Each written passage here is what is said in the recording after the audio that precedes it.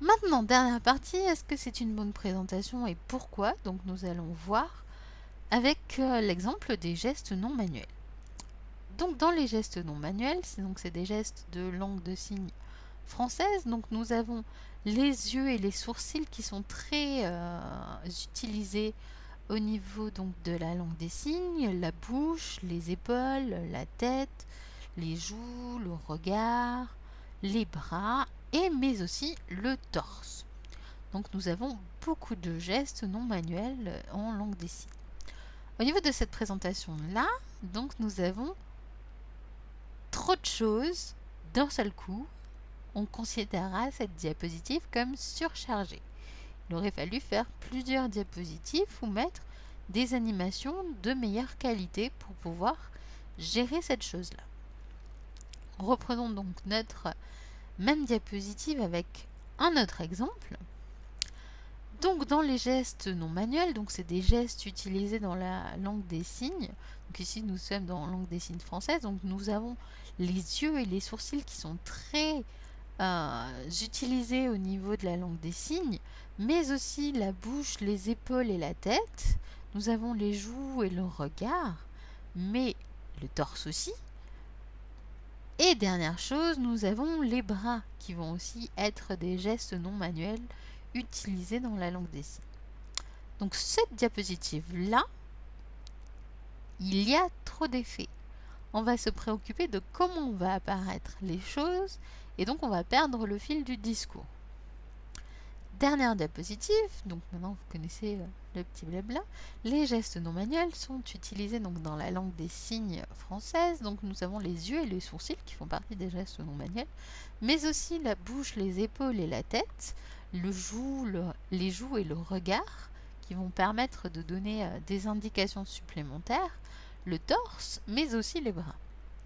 Donc là, vous voyez que nous avons une présentation où les effets sont systématiquement les mêmes, c'est-à-dire apparaître. On apparaît en petits blocs, ce qui fait qu'on a moins l'effet de trop de choses d'un coup.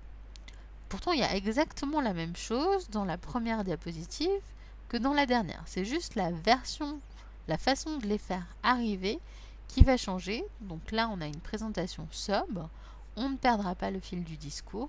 Donc, on va considérer ça comme une meilleure présentation. Nous rappelons donc les notions importantes de cette partie de LEA Impress. Donc le diaporama est uniquement la succession de diapositives, c'est ce que vous allez créer sous Impress. Les masques vous permettent de créer une composition graphique commune, donc de gérer d'un seul coup l'arrière-plan, la couleur, le style, la mise en page de l'ensemble de votre diaporama ou d'une partie de votre diaporama qui utilisera ce masque en question. Les animations vous permettent de faire apparaître, disparaître ou modifier un objet à l'intérieur de votre diapositive.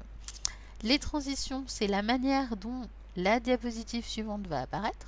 Donc les animations, c'est sur l'objet, les transitions, c'est sur la diapositive.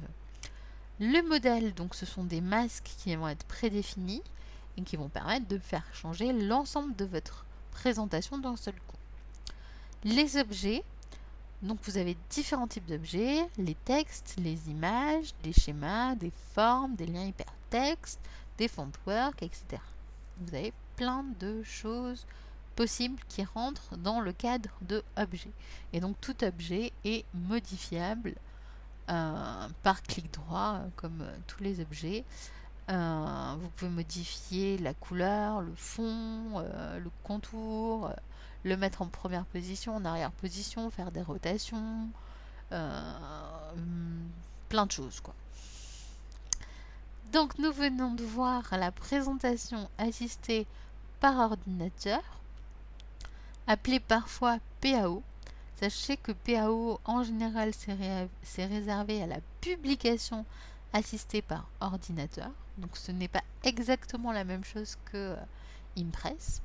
Donc nous venons de voir comment on met en forme une présentation, comment on utilise des masques et des modèles et comment on gère des objets.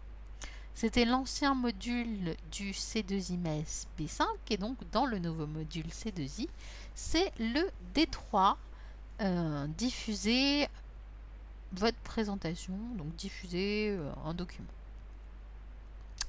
Voilà. Bonne fin de cours.